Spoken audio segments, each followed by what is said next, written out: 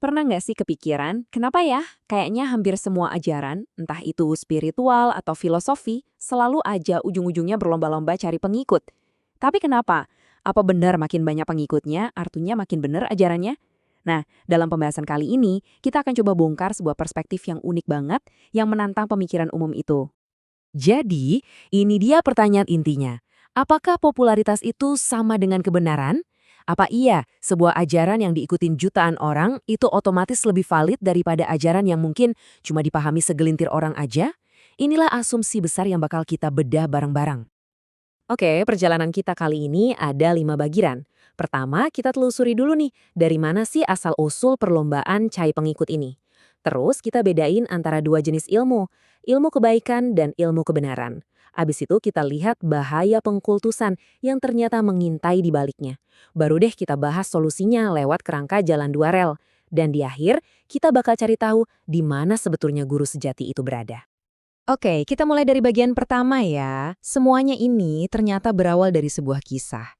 Jadi, untuk ngerti kenapa sekarang orang kaya terobsesi banget sama jumlah pengikut, sumber ini ngajak kita mundur jauh ke sebuah cerita asal-usul yang menarik banget. Jadi, ceritanya gini nih. Ada 4 Muhammad yang dikasih tugas mulia ngajarin manusia buat menyembah Tuhan. Keren kan? Tapi muncul masalah. Gimana cara ngukur siapa yang paling berhasil?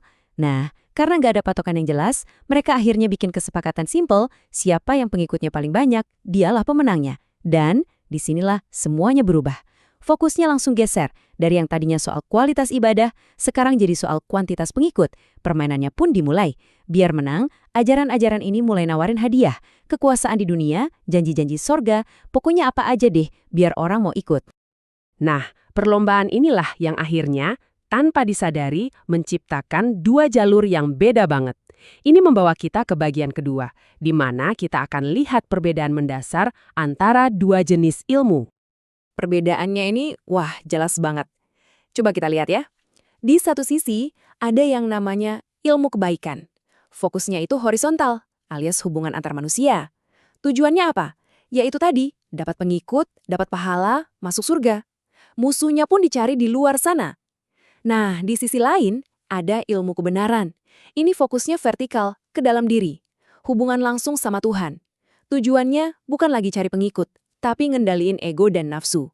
Dan musuh terbesarnya? Ya, diri kita sendiri. Sumber ini ngasih analogi yang asik banget. Katanya, ilmu kebaikan itu ibarat kurikulum TK. Loh kok TK? Gini, ini penting banget sebagai fondasi di tahap awal. Aturannya simple, hadiahnya jelas. Persis kayak anak TK kan? Tapi, ya namanya juga TK, itu cuma titik awal, bukan tujuan akhir dari sebuah perjalanan spiritual. Pertanyaannya, gimana kalau kita nggak pernah lulus dari kurikulum TK ini? Nah, disinilah bahaya tersembunyinya muncul. Yuk, kita masuk ke bagian 3, jebakan pengkultusan. Jadi pengkultusan itu apa sih sebenarnya? Menurut sumber ini, definisinya tuh simple tapi tajam banget. Pengkultusan terjadi saat kita salah kaprah. Saat kita menyamakan kemuliaan seseorang di mata manusia dengan kemuliaan dia di mata Tuhan. Ini adalah kesalahan persepsi yang fatal. Dan api pengkultusan ini ternyata dinyalakan sama 3 bahan bakar dari dalam ego kita, atau nafsu. Apa aja itu? Pertama, rasa aku. Rasa gue lebih hebat dari lo. Kedua, rasa suci. Perasaan gue lebih bersih, lebih murni. Dan yang ketiga, rasa minta puji. Haus banget sama pengakuan dari luar. 3 serangkai ini nih yang jadi biang keroknya. Sumber ini bahkan pakai metafora yang kuat banget, rantai pengkultusan. Kenapa rantai? Karena ini nggak satu arah. Rantai ini ngikat dua-duanya. Yang memuja jadi nggak bisa maju karena terlalu bergantung, sementara yang dipuja juga jadi terhambat, terbebani sama semua pemujaan itu.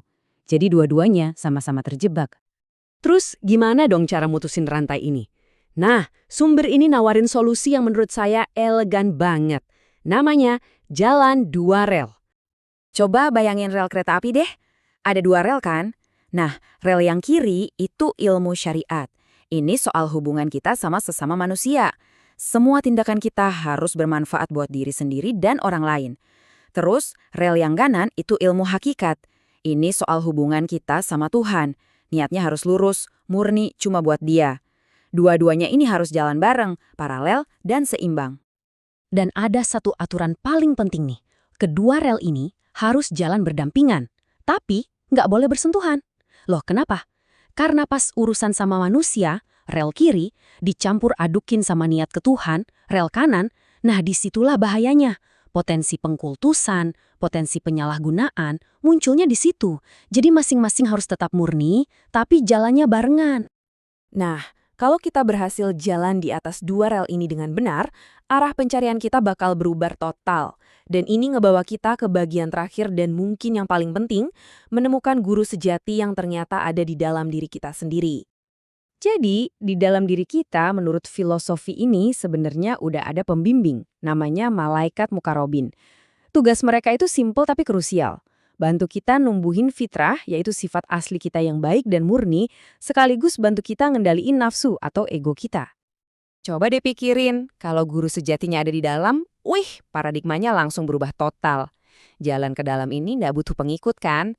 Bimbingannya kan personal, satu-satu. Ukuran suksesnya juga bukan lagi soal jumlah, tapi soal kualitas niat. Ini beda banget sama perlombaan cari pengikut yang kita omongin di awal tadi. Dan semua ini terangkum dengan indah di kutipan ini. Dalam ilmu kebenaran, tidak ada manusia yang menjadi guru.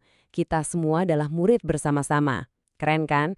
Kalau tujuannya adalah perjalanan ke dalam, ya di hadapan Tuhan kita semua ini statusnya sama, sama-sama belajar. Nggak ada lagi tuh hierarki guru-murid kayak di luar.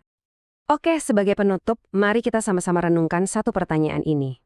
Kalau guru sejati dan kebenaran itu ternyata memang ada di dalam diri kita masing-masing, terus validasi apa sih yang sebenarnya kita kejar-kejar dari dunia luar? Apa yang sebenarnya kita cari di luar sana? Coba deh, direnungkan.